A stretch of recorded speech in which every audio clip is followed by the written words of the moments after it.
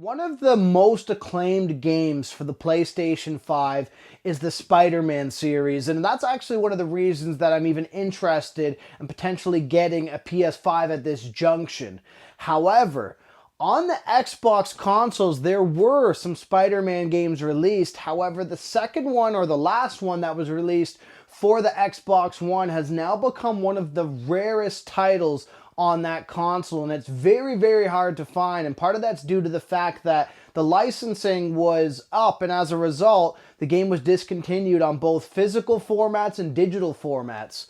However, I've been keeping an eye out on different marketplace groups, different Kijiji ads, and trying to pick up and obtain a copy of this game, and I finally got the Amazing Spider-Man 2. And I booted it up on my Xbox Series X and have been playing it for the past couple weeks. And in this video, I'm going to go over whether it's worth even grabbing and if it's worth even having this game in your collection, as it does appear to be not only one of the rarest titles, but one of the more expensive used games for those consoles. So let's take a look.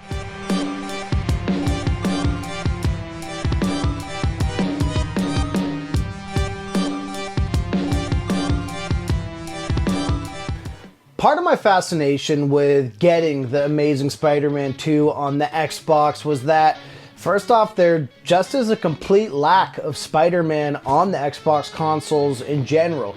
Now, of course, in the previous 360 generation, original Xbox generation, that wasn't the case. However, when you got onto the Xbox One, that seemed to have died out completely. And to be fair, it's not like the series was producing top-tier games at this junction, so I believe that the move to having a different developer lead that charge on the PlayStation consoles wasn't a bad idea.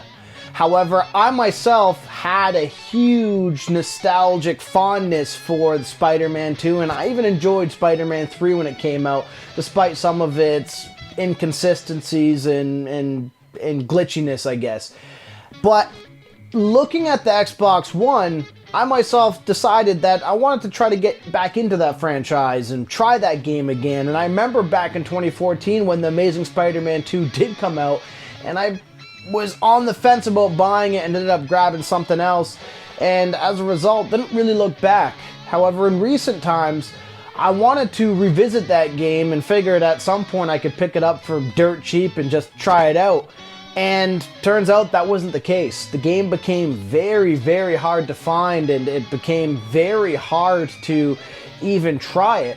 And so to me, it became more of almost something that felt exclusive, which kind of amped up my feelings for wanting to try it.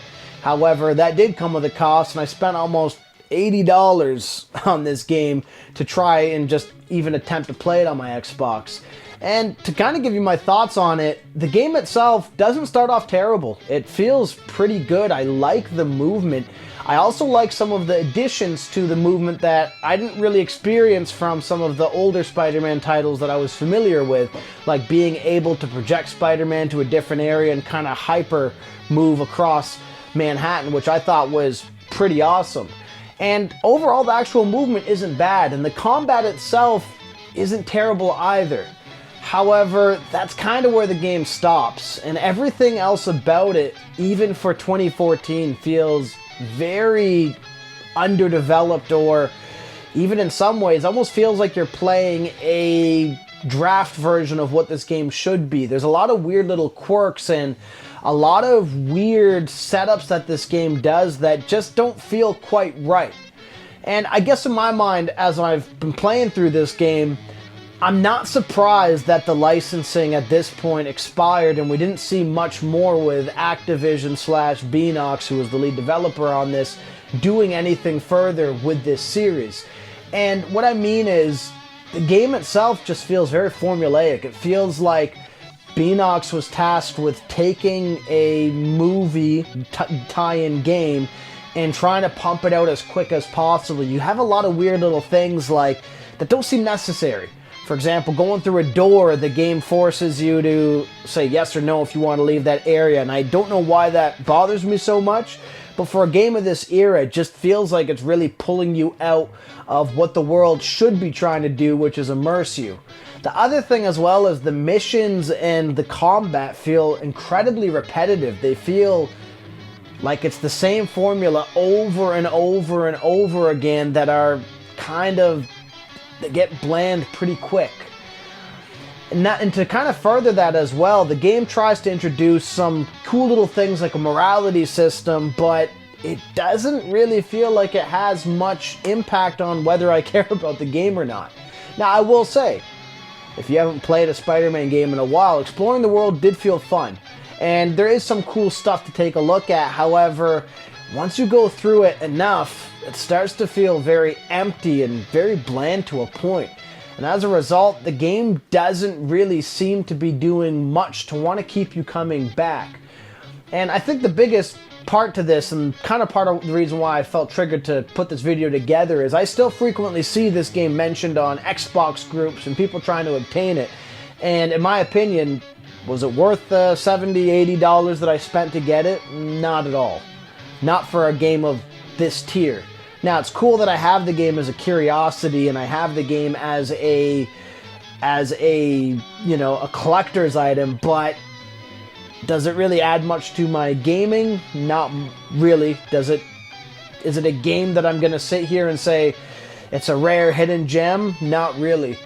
But as a whole, it's also interesting to say that you were able to play Spider-Man on the Xbox consoles, because that exclusivity is not there. You don't get Spider-Man at all on Xbox consoles.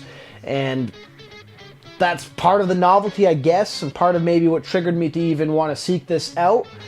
But it's not the Spider-Man that you're seeing, or the AAA Spider-Man that you're seeing on a PlayStation-style console. This is kind of more or less, it feels like a B-movie version of that type of game, which is pretty unfortunate, because I would have loved to have seen more Spider-Man on Xbox. I myself like those games and like the format of most of those games, and it's such a shame that Beanox and Activision really dropped the ball.